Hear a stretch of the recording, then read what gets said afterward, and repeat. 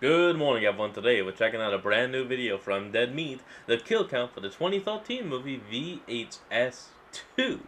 Let's hop in and check it out. Hey everybody, quick note here. YouTube made us censor the hell out of this episode for various reasons. We've tried to maintain the integrity of the movie, but if you want to see the kill count and how it was meant to be shown, you can do that on our Patreon for only $1. Please trust me when I say that we hate doing this, but with YouTube's policies, if we release the uncensored version of it, it would be detrimental to the channel. So It's fine, we're just James. doing what we can. Sorry, thanks. It's still a good episode, so enjoy. Stuff happens. That's all there is. Welcome to the Kill Count, where we tally up the victims in all our favorite horror movies and show you how they were made. I'm James A. Janice. I'm Chelsea Rebecca. And I'm Zoran, only works if I'm set to Channel 3 Gavoyich. And today, we're looking at VHS 2, released in 2013. Alright guys, same plan, swapping out for... I actually like how Zoran does his own little bit every time he's a part of this. I love it. segments. Go! Dead Meat Video! With the financial success of the first VHS, a sequel was quickly put together. The original producing team returned. Gary Binko, Bloody Disgusting's Brad Miska, and the Collective's Roxanne Benjamin. They were joined by that's cool. VHS 1 filmmakers Adam Wingard and Simon Barrett, who also returned to make a couple of the segments. The others were made by found footage founders, action franchise filmmakers, and a kill count veteran. VHS 2 follows a similar narrative as the first one. Alright, The wraparound alright. even takes place inside the same house. But instead of pervy hooligans, we Wait, follow really? a pair of The private exact eyes on same the hunt house? for a missing person. They wind up finding a stash of VHS tapes and, as you probably could have guessed, get to watching them. Instead of the run-and-gun style of the original VHS, the sequel was more planned out and developed. The segments were all shot pretty much simultaneously, and the filmmakers got to read each other's scripts to avoid having too much in common. There were some Ooh, concerns about the overuse that's of good. GoPros between segments, especially with the model they had access to. We all have old GoPros, and those things are very difficult. to Yeah, you work can't with. do playback on them or anything. You have to put it in the computer anytime you want to watch something back. It just really sucks. Oh, That I does feel sound you like there, it guys. sucks. That's how we had to shoot Drunk Disney right around the same time. People who were at those live streams know. Shout out in the comments. Much like the first film, the directors were given complete That's a creative classic. control. And much like the first film, it worked out pretty well. VHS 2 has a much faster pace than the low-key, gritty DIY original. It ups the action and gore and has better scares, I think, even if they're more traditional than the first movie's slow burn creepiness. And while it occasionally bros out, it's not the all-encompassing aesthetic A lot this of time around. classics. Instead of a litany of horny camera holders, we've got creepy cults, alien abductions, and a full-on first-person zombie outbreak. The segments Oh, are filmed in damn, more that's gonna be creative cool. ways, with better justifications for the continuous recording. I think it's by far the best of the original trilogy. It feels the most dialed in on the formula, and has the highest average quality Ghost across Cam its zombie segments. movie. Can this Love it. camcorder creep a... What the... Ugh. Hello? Where am I? Human, do not be alarmed. We are simply after information. Comply and you shall be returned. Okay. Look, I don't What know you looking anything for? that you might want... Falsehoods. We seek the human service, the keeps. Oh, like today's sponsor, Keeps? Have served us well, human. We shall scrub your mind and return you. No, can I remember this, though? No. Ugh. Can this camcorder creepathon outperform the original in terms of kills? Let's find out and get to them. Like it never even happened. The movie begins with, wait, tits? Do I have the right movie? Are we sure this is really VHS? Yes, it is. And this one's even got a dong waving around. That's not new Oh, either, that's though. gross. That one dude was flopping all over the place in amateur night. This voyeuristic video is being captured by creepy cameraman Larry, but he's not some perv. Or at least he's not just some perv. Leisure Suit Larry and his girlfriend Aisha are actually callback. private investigators. The motel dong waver was their client's husband, and they just caught him having an affair. Larry sleazes it up more when he tries to double dip with blackmail. The problem is, if I show it to her, she stops paying me. So I was thinking you might want to make a counteroffer there. The couple is hired by a mom to investigate her missing college kid named Kyle. They take their GoPro and a button cam for good POV footage and break into Kyle's house, finding it mostly desolate. Except yes, for a room that's full right. of TVs, of course. That's how you know it's a VHS. So these are all film. viewers. Well, that and the boobs. Larry spots a fresh fleck of the red stuff, but doesn't mention it before leaving to check out the rest of the house. He discovers Kyle's bedroom has even more tapes in it, as well as some notebooks that's a lot filled of with tapes. serial killer handwriting. Larry stops to read them, not noticing a figure watching him. Spooky! In the meantime, Aisha That's goes actually through tough Kyle's to see. laptop, which is playing tape 56 from the first film. She reacts like all of us did too. Kyle's meant to be the grandson of the old man from that segment. You can spot photos of him around the apartment. Aisha finds Oh, Kyle's that's kinda VHS vlogging channel, which was recorded from the exact spot she's in right now. It's his third or fourth generation from the quality. I got it from some guy down in Little Armenia. I guess Little this guy Armenia, will suffice huh? while I wait for the next VHS video from Brutal Moose. You the goat, Ian? Aisha finds the tape Kyle's talking about and settles in to watch it as that unknown figure walks in to join her. The first tape, Phase 1 clinical trials, blinks to life in a doctor's office. The camera here is a Black Mirror-esque ocular implant in the eye socket of a guy named Herman. He lost his original eye in a car accident. That's not bad. He agreed to have this experimental one put in. His doctor warns him that there may be technical glitches. Oh, and also, the company that made it will monitor and record everything he sees. So you guys are gonna sit around and watch me take shits? I'd say that's a fair compromise, Mr. Middleton. Careful not to watch any movies, dude. You don't want your eyes getting copyright struck. Herman shrugs off the invasion of privacy Oh, at that'd his be home. terrible. While getting ready for bed, he discovers a body-shaped lump lying under his sheets. Turns out it's a whole lot of nothing. That is, until he gets jump-scared by a Michael Cera-looking Whoa, ghost. ghost. I loved you as Alan! He assumes his implant is just wigging out. And, you know, he's probably right. Ah, never mind, scary little ghost Yeah, girl. So let's no, just those shock are him into ghosts. being Mr. Frog. Hello? Hello. The character of Herman was originally written for YouTuber James Rolfe, the angry video game nerd, but he had to turn it down to work on his own feature film. No time to Dude, recast, that would've been acting duties awesome. fell to the segment's director Adam Wingard, who also directed the first film's wraparound Tape 56. That segment and this one were both written by Simon Barrett, who also wrote and directed Tape 49, this movie's wraparound. Wingard wanted a more ambitious Tape found 49, footage huh? idea, in contrast to Tape 56's gritty authenticity. He was inspired to go high-tech after reading about a guy with a camera implanted in his eye. With the help of production designer Tom Hammock, the two developed Herman's character as an idiotic version of Wingard. He's a video game dev who only recently came into money, hence his messy but lavish home. It would be a version of me if I just like suddenly had like millions of dollars overnight. The next morning, he finds a young woman at his front door. This is Man, that would be crazy. Just spontaneously get millions of dollars and you can do anything you want with it. Clarissa. She was at the hospital yesterday and saw Herman's robo-eye. She says that she knows what he's going through and that she's here to help. Do you have any beer? And have a beer, I guess, but mostly to help. I'll just take a beer then. You can have a beer later. Just give me a beer. Okay, goddamn. Clarissa gets her precious I would've beer just told and her to explains get what out. her whole deal is. She was born deaf, but got a cochlear implant from the same company that made Herman's new eye. While he's been seeing ghosts, Clarissa's been hearing them. There's a little girl here. I heard her crying when I came in. She theorizes that everyone has the ability to perceive the dead, but that their implants have heightened their senses. The more you interact That with would them, make the more they sense. can do the same. That sucks when there are naked ghosts like Clarissa's uncle hanging around. Man, put on a sheet or something. Don't tell him that. Thankfully, now that she's got her beer, Clarissa can help the Herman. I know how to make him go away. All right, cool. What you got? Some kind of ghost repellent? Let or- me guess, it's gonna be, you're yep. showing your boobs. Yeah, probably should have guessed that by now. Herman doesn't mind and sneaks into the bathroom afterward to put in a request with his ocular overlords. I want a copy of that footage. Like, I want you to put it on a disc or something, but don't watch it. While the chip in Herman's eye was achieved with a contact lens, shooting his POV proved to be a challenge. Wingard shot with a red Epic camera on a body rig that sat on his shoulder. It was a little unwieldy, which is why he sometimes has to go through door sideways. Whenever Herman's I mean, looking in yeah. a mirror, it's actually a composite of two separate shots. One of the mirror with tracking marks on it, and another of Wingard matching his own performance. I still don't 100% understand how it works. How'd he do To me, that? that shit seems like magic. Wingard was apprehensive about doing VFX, but he forced himself to learn, knowing it might come in handy later in his career. That prediction turned out to be very true. His most Holy recent shit, he films were walked the on last that? two Godzilla Kong movies. Herman soon finds Love that same lumpy it. shape in his bed. Maybe it's Clarissa this time?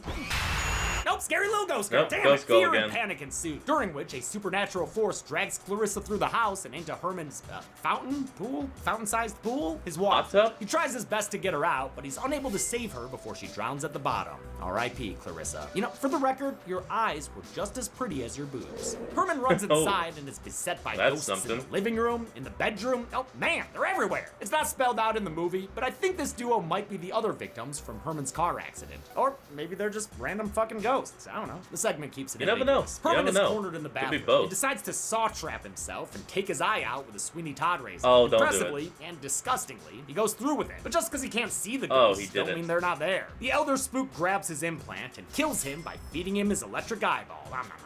Back in the wraparound, That's Bangs Ahoy terrible. doesn't like what she saw. It couldn't have been reals. Wait, I'm sorry, did you just say it couldn't have been reals? Couldn't have been reals.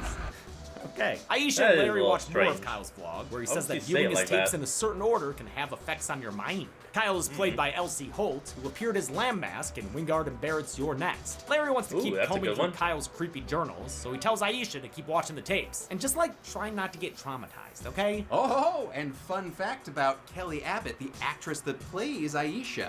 She's actually written video games like Disney Illusion Island and the underappreciated Battletoads reboot. Isn't that neat, Really James?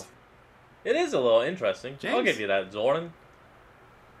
Well, I guess I'll do the next one. Aisha pops in the next segment, A Ride in the Park, which is filmed using GoPro cameras. Cyclist Mike Sullivan has a couple on It his all is, helmet isn't it? and handlebars, which gives us various angles as he ditches having breakfast with his horny girlfriend. You know, you ride that bike more than you ride me. Oof, sorry, sister. The only bang-a-ranging he's interested in is this sweet dubstep track. Wait, bangaranging.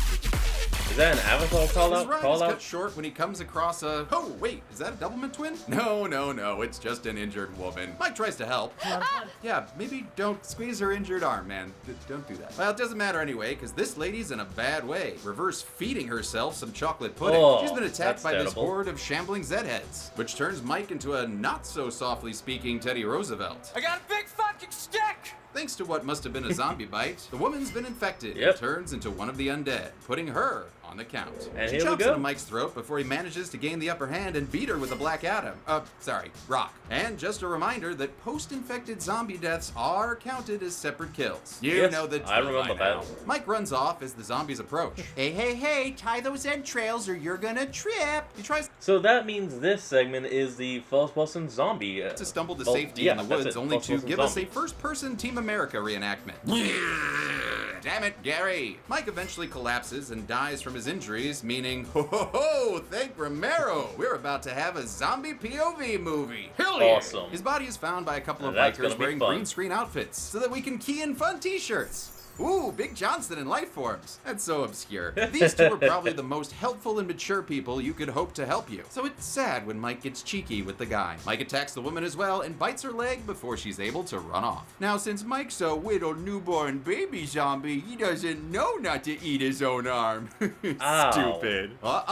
And that's a wallet. I guess it would actually kind of explain why so many zombies look, well, so disheveled, even if they're just brand new. Silly, you can't eat that either. You're so cute. He eventually develops the proper taste for finger food and starts helping himself to a little human haggis, some chest chitlins, just fucking guts, man. His stomach. Mike is eventually joined by the other biker who zombified off screen in the woods. Now we're all friends. Mike, Josh, and Heather then aimlessly wander the woods without a map. Wait, wrong movie. But the right filmmakers. That's right, this segment was co-directed by found footage forefathers Eduardo Sanchez and Greg Hale, who made The Blair Witch Project. Now Hale that was is the co-producer, and Sanchez co-wrote and co-directed that Citizen Kane of found footage. Like The Blair Witch, The A Ride in the Park forefather was of it. filmed in Maryland, near where Sanchez lived. Set activities included pushing over a tree and then getting hit in the head by said tree. This short has a darkly hilarious that's cut to kinda hot. camcorder footage from a nearby kid's birthday party, where the birthday girl is played by Sanchez's daughter. They've barely blown out the candles before the two feeds converge and it becomes a dead man's party.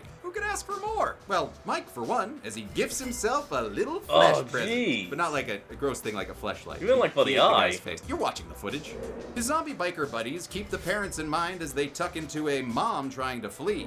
Mike is beaten back by a pissed-off Target employee with a bat, but looks like his I melee got a weapon's bat! durability bar wears out after 2 hits, allowing these zombies to kill off this red shirt. The camera cuts to early iPhone footage from a teen who is attacked and killed by a zombie played by Roxanne Benjamin. Oh, there you Benjamin go. produced the first 2 VHSs and would later direct segments in fellow anthology films Southbound and XX. Meanwhile, Hey, Batter that's pretty Dad cool. was played by Ryan Scott Thomas, who played Officer Kennedy in President's Day, that low-budget slasher covered on the channel before I worked here. Oh, and a new I Blu-ray just remember came that. out that features the kill count as a special feature. Yeah, well, there's also a kill count on the new Dude Bro Party Massacre Blu-ray coming out in October, huh? See?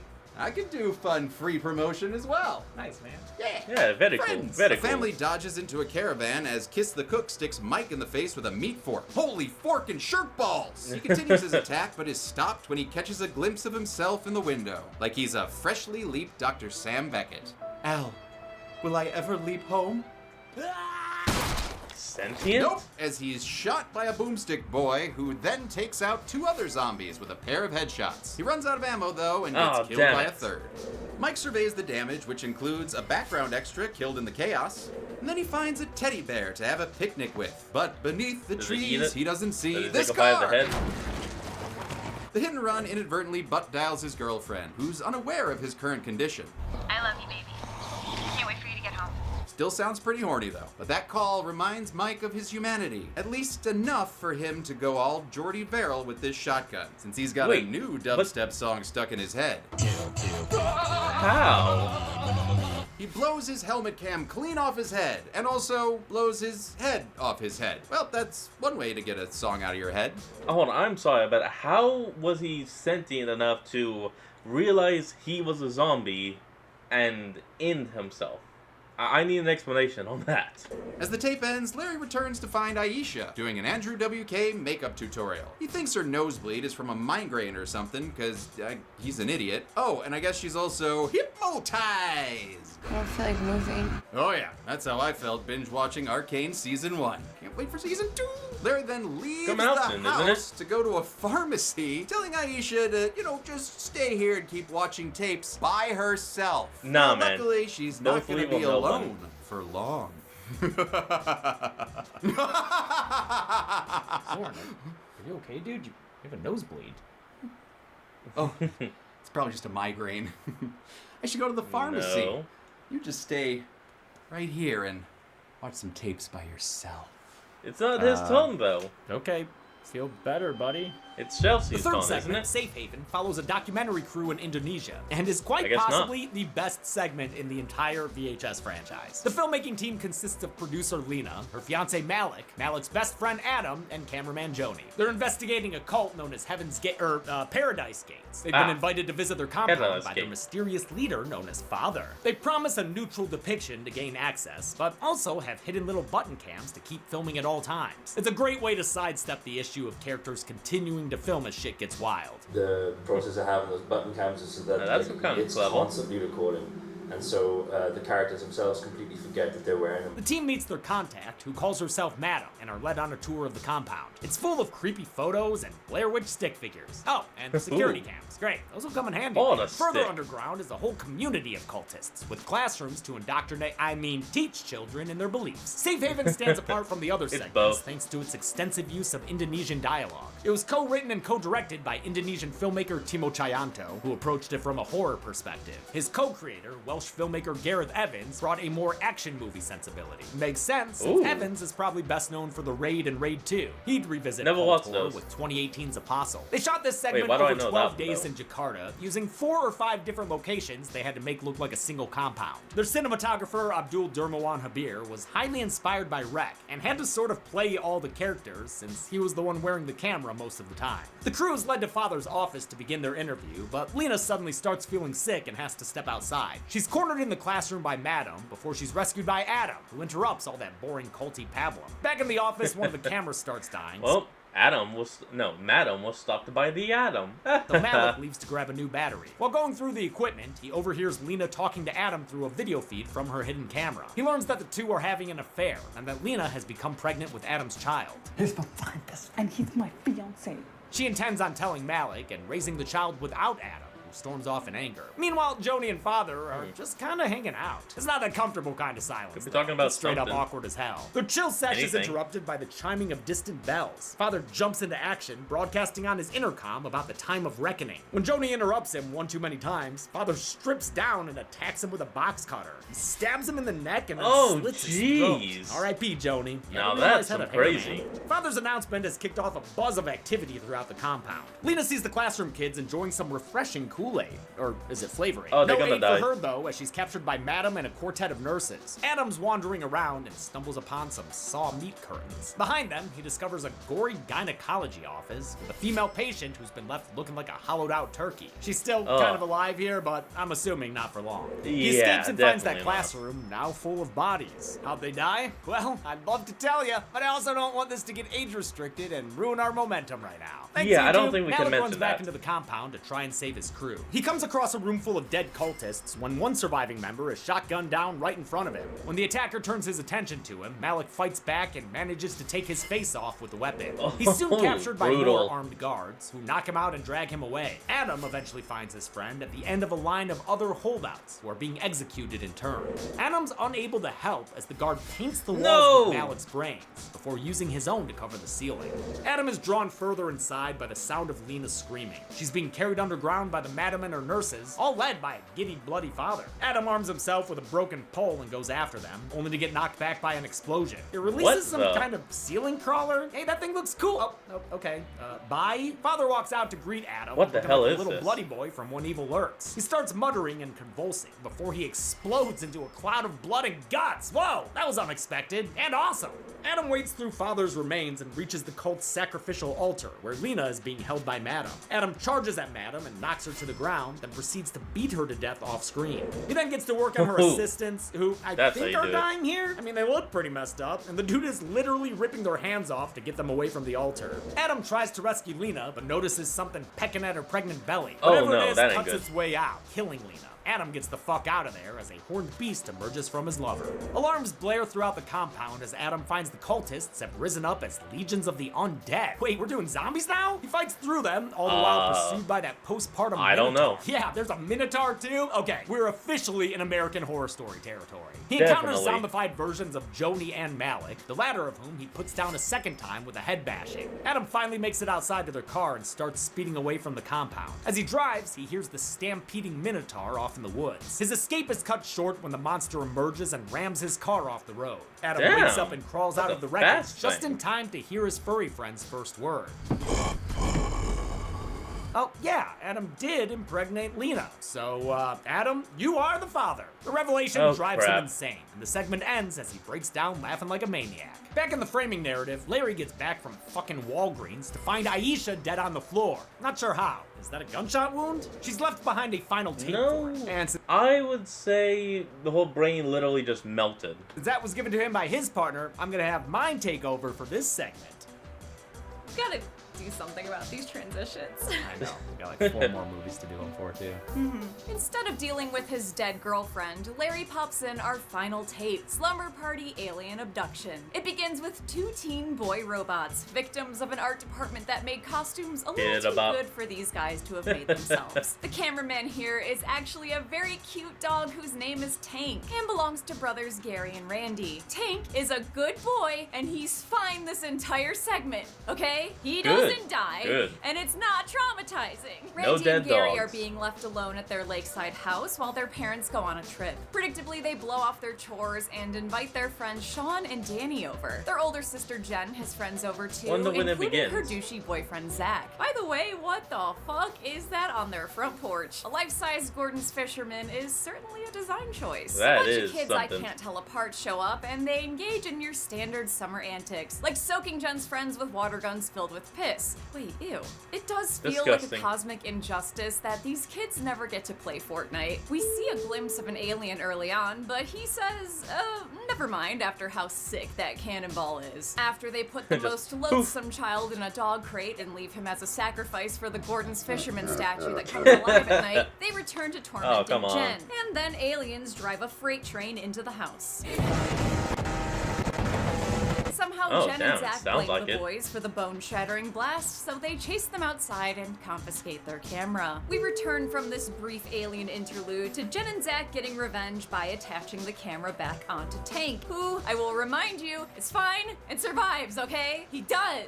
So the tormentees become the tormentors. Let the dog live. Slumber Party's back on track. Also, everyone's vernacular is just a bunch of gross words pulled out of a hat, and I love it. Your sister's gonna be so pissed. Yeah, she's probably gonna shit out her badge. Yes, that is where poop comes out of. If these kids seem like real kids, that's because they were. It was the first acting gig for pretty much all of them. They're interrupted by another round of horns and lights, this time accompanied by some otherworldly visitors. Children, I saw something. Under 18 and should not be in possession of adult material. Zach arms himself and leaves to investigate, only to get tackled by an intruder. When Jen goes after him, more otherworldly party crashers pounce on the boys. We're treated to a claustrophobic POV as Gary is dragged in his sleeping bag into the lake. Man, these aliens are so much better than the ones in Signs. This one shot here is the perfect example of a less is more style scare that's often the highlight of a VHS segment, especially that transition to there being water in here all of a sudden. This was the last thing filmed for this segment, and while shooting it, the police showed up. The kid actor's dad had to explain everything to the cops, including, I'm assuming,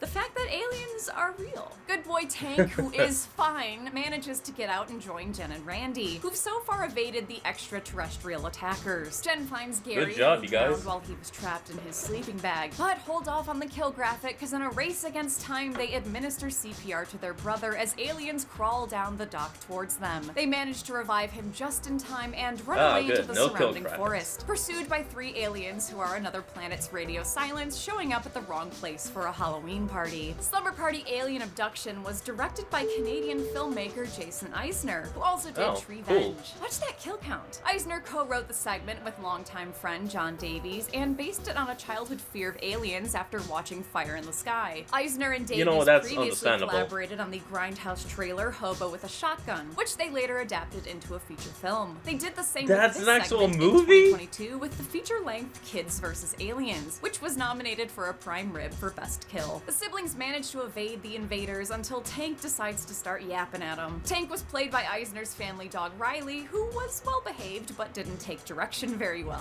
Halfway through their 4-day shoot, Riley ate too many hot dogs and was too full to film. Relatable. They made a puppet to replace him, and most of the canine POV shots from the latter half of the short are done using an elf doll. Kinda like this one. I had to give him a fashy buzz cut because Molly kept eating his hair. The kids run towards what appear to be police sirens until they disappear and are revealed to be more aliens, who then capture Randy. Is impersonating the cops a felony on every planet? Much to think about here. I won't put alien abductions on the count, by the way, since they might be keeping them alive for science experiment purposes, and this isn't a capture count. Jen and Gary run to nearby stables with the aliens close behind. Gary manages to climb into the rafters, but Jen doesn't make it as she's swarmed by gray men. Upstairs isn't much safer since Gary is pulled through the roof by a tractor beam, clutching his camera dog by the paws. He eventually loses his grip on Tank, but then Tank survives. That's the end. The dog's fine. This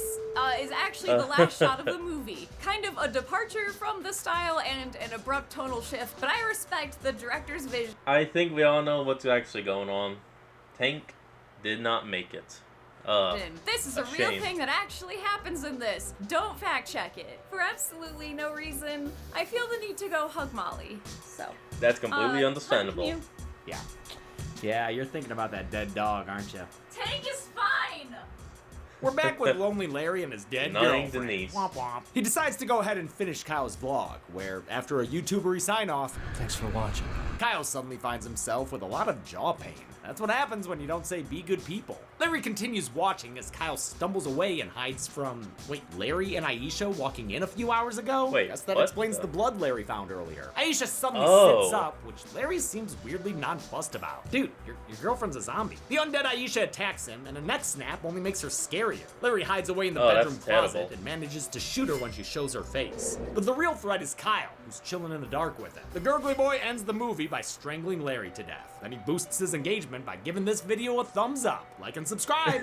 How many direct-to-video victims were sent direct to hell? Let's find out and get to the numbers. Oh, you gonna do it again?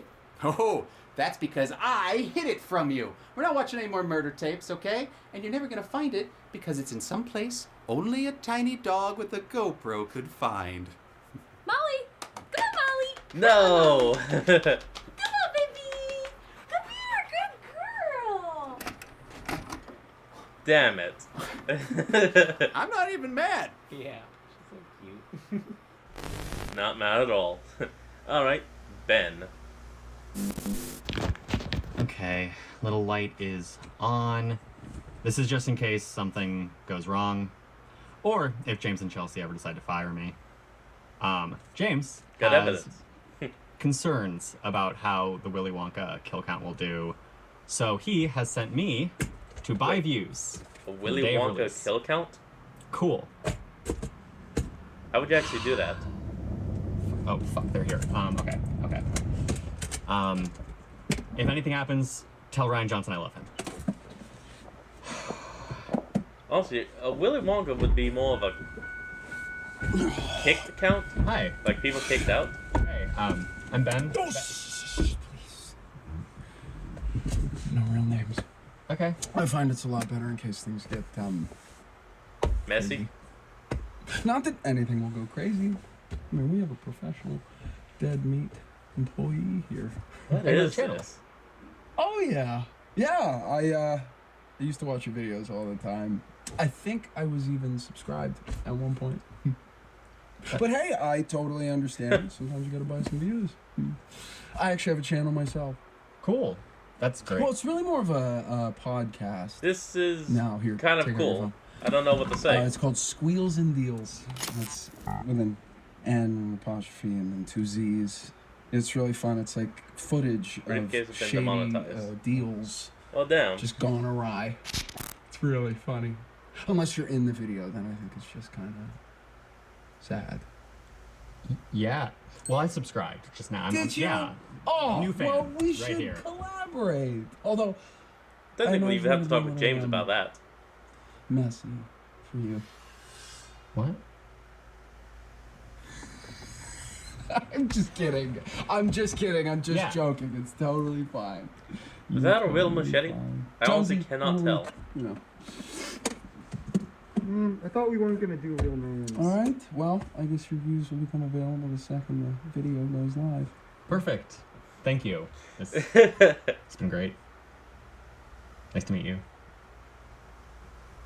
Pleasure's Subscribed. all mine. That's very sweet. Yeah. What is this? All right. See you around.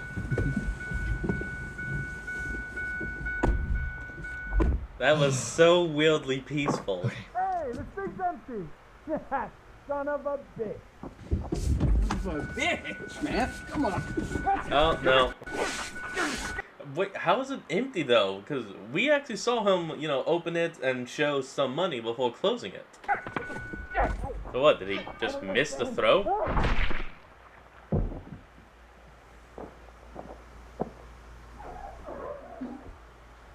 This is gonna make a great fucking episode.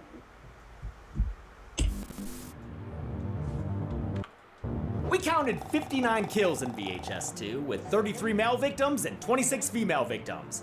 There were some Not zombies bad. in there, but we'll mix them all together for this press play pie chart. It's This was a fine. massive No one jump cares in about kills zombies. compared to the first movie. And if you're interested in how the kills broke down per segment, look no further. Once again, a segment had 0 kills, since we didn't count abductions in the Alien one. With a That makes runtime of sense. 96 minutes, VHS 2 had a kill on average every 1.63 minutes. Ooh, and with that's a 5 lot. segments, including the wraparound, the movie had an average of 11.8 kills per segment. We'll give the Golden Chainsaw the Not coolest bad. kill to Faja. The entirety of Safe Haven is a demonic, demonetizing deluge of death, but its villain Yeah. gets the best send-off with that messy, wet explosion. Dome Machete for lamest kill will go to Larry, since you never want to see the scumbag character go out in such a bloodless way. And that's it. VHS 2 was it's gotta released be a in head squish. 2013 and was unfortunately followed by VHS Viral. We'll look at that in 2 weeks, but until next time, I'm James A. Janice. I'm Chelsea Rebecca. I'm a man who still has a Blockbuster video card. Hey, that's This has cool. been the Kill Count. On the next Kill.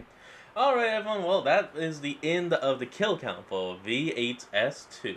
Now, before we end off today's video, let's go ahead and see what will be on the chopping block for next week. Count. Oui, well, bonjour, mamita petite, and welcome to New Orleans, home of our famous ghost tour. This is gonna be fun. Take the scare bus to the scare boat, and the scare boat to the scare bayou, where you can meet a local legend. What do you want? No, not him. Wait a minute. Victor Crowley! That's the one! Hatchet is a down and dirty slasher. Oh, and I mean Hatchet. dirty. Haven't you seen enough boobs? Not here we haven't. I thought I recognized It this. stars everyone's favorite Voorhees Kane Hodder as the title-wielding Victor Crowley. And he's got an axe to grind with these pesky tourists in his swamp. You're not even from here. Yeah, you got me there. The film doesn't have... Alright, well, I think that's enough of that. Next week, we hop back in for the kill count of Hatchet. Till then, this is Fox, signing out. Peace.